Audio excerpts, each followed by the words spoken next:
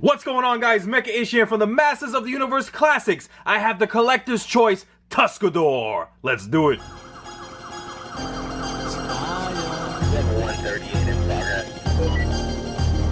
Prepare for launch in 3, 2. Step out of your world and step into mine. Welcome back, guys, to another Masters of the Universe Classics action figure review. And I have one of the big men from the new adventures of He-Man's Galactic Protectors in Tuskador. As you can see, he comes in this gigantic shipper box, just to give you an idea of the size of this guy. But let's see how he looks in his real packaging. He is massive. Just to give you guys an idea of the scale of this packaging as well, the blister all the way to the top to the bottom is about 11.5 inches tall, and the width of this packaging is about 8 inches wide. So of course he's in a larger form of your standard blister card that we know for these Masters of the Universe figures. You got the logo at the top, a nice window view of Tuskador and all of his mass, Galactic Protectors, which he is a part of, and then you have his name at the bottom, and it says here, Tuskador, Mighty Tusk Galactic Guardian. At the bottom right of the package, you can see that it says Collector's Choice, as he is a part of the Collector's Choice subscription. Now on the back of this humongous card, you can see some of the other classic new adventures of He-Man figures, and as we go down, you can see an image of the figure himself. Alright, let's take Tuskador outside of this packaging, and let's see what he's all about. So here is Tuskador outside of his packaging, and he is very impressive, albeit he is not as big as you would think from the shipper box. Now while the top of the blister card was about 11.5 inches in height,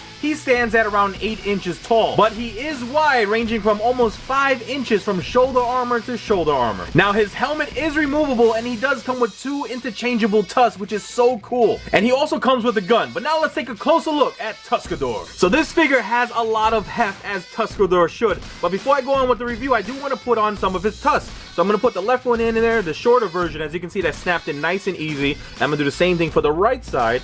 Get that in there, and look how cool this is. Now he may horn my camera as I'm doing this review, so I'm just gonna turn them downward and just take a look at the impressive detailing on his armored sculpt. You have his armored headpiece, which is removable, and just take a look at how smooth that is with all of that gold. And then you do have some bronze copperish detailing at the front that connects to this big piece at the middle of his chest. So I'm gonna remove this helmet piece, and you can see it snaps right off. You do have the holes right there and the pegs here at the bottom of the helmet. And now we get to see the man underneath the helmet, and what a face this is. Another amazingly done head sculpt by the Four Horsemen. I mean, take a look at all of that detailing. You got some nice wrinkles sculpted in around the brows. The paint applications of his eyebrows are nicely done. Very deep eye sockets. You can even see some jaw muscles and all of the lines and musculature done with that strong head sculpt. His chin is very prominent. Love the way they did his mouth, and take a look at his nose, and that thing is smushed in. The paint detailing of his eyes are nicely done. You can see the brown all in the center and the white within the sculpt. His flesh tone paint applications are perfect, and then it's separated so nicely into the blue covering of his head. At the top of his forehead, you can see some sculpted in either armor or some padding, and then you have some more of that symmetrical padded lines going down from the top of his head all the way to the back, and you see some ridges sculpted in there, and also some line work to make it look more realistic. Just an amazing job with this head sculpt overall. Again, we have this centered piece, and you can see all of the sculpted in lines going down. He does have some sculpted in piping around his neck, and I love the alternating colors here between that copper and the golden rings going towards his armor. You can see some more of the detailing of that copper ring, and I love how at the back of his neck, inside of his armor,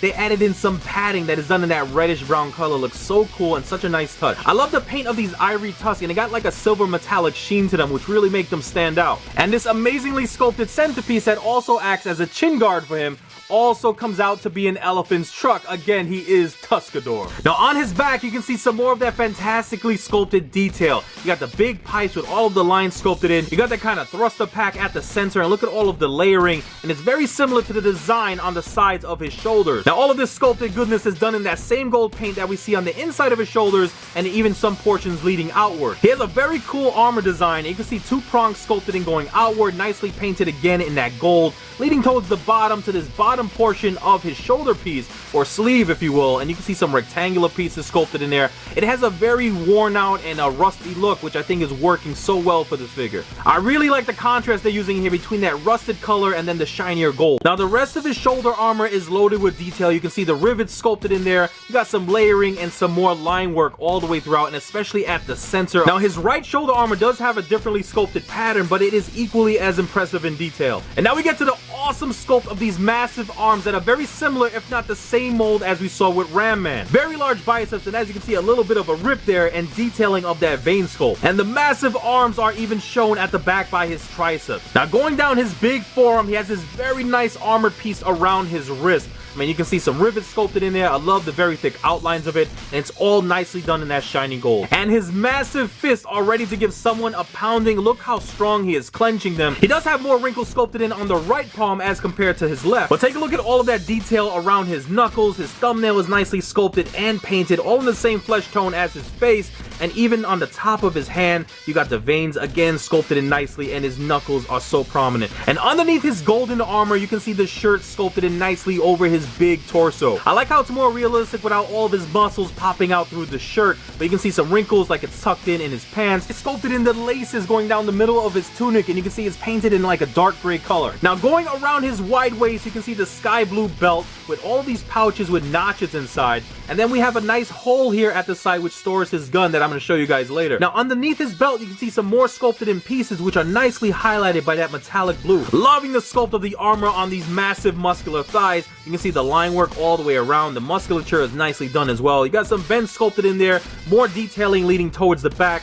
Some more highlights of that metallic blue and all of those divots. He even has some more sculpted detailing and armor plating on his backside, because you never know. I really like the color choices for him. I mean, we have the darker blue here, and we go to the more sky blue space age looking boots, and I love that touch with the golden ring around leading to his armored knee plates. Now for the knee armor, he does have an octagonal shape sculpted in at the middle and 2 octagonal rings following it, all done in that shiny gold paint, and then you have some lines sculpted in on the outer portion and inner portion. And then we going down to the rest of these awesome looking boots. You can see how they are very futuristic looking, very new adventures of He-Man-esque. And what I really love about the sky blue boots is the metallic sky blue touches that they have right at the top. You got this slight metallic ring going all the way around his leg, and then we have some more metallic blue by the outer portion. Just an amazing sculpt with all of the layering and all of the line work. And then we go down to the bottom of his boots, which are loaded up with all that armor. And they really didn't have to do this, but they even sculpted the soles of his boot. Look at all of that detail, including a skull at the bottom by his heel. Awesome. Now his tusks are interchangeable, right? So I'm going to take these shorter ones off, and I'm going to put the big ones, slide those right inside,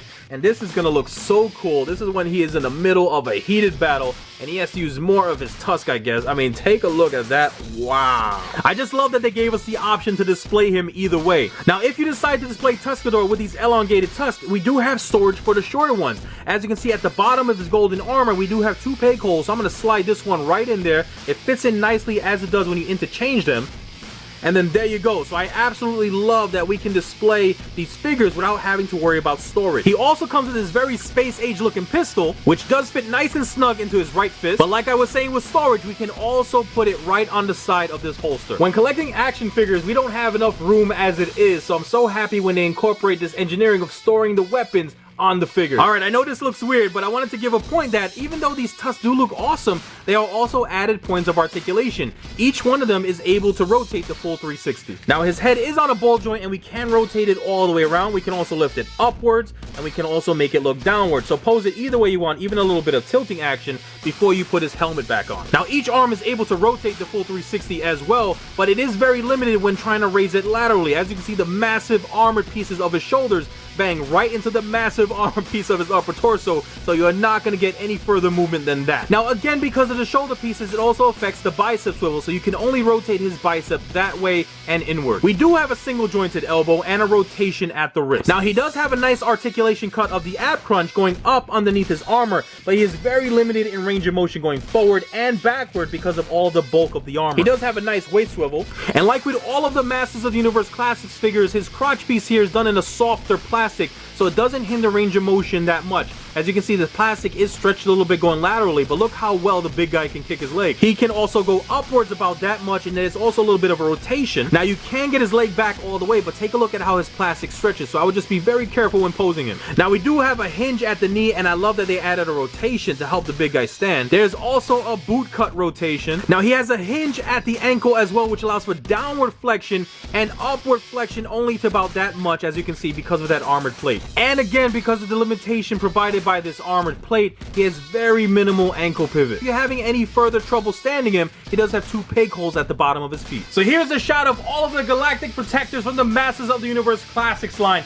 Take a look at how big Tuskador is with the rest of the gang. So there you have it, guys, my video review of the Masters of the Universe Classics Collector's Choice Tuskador.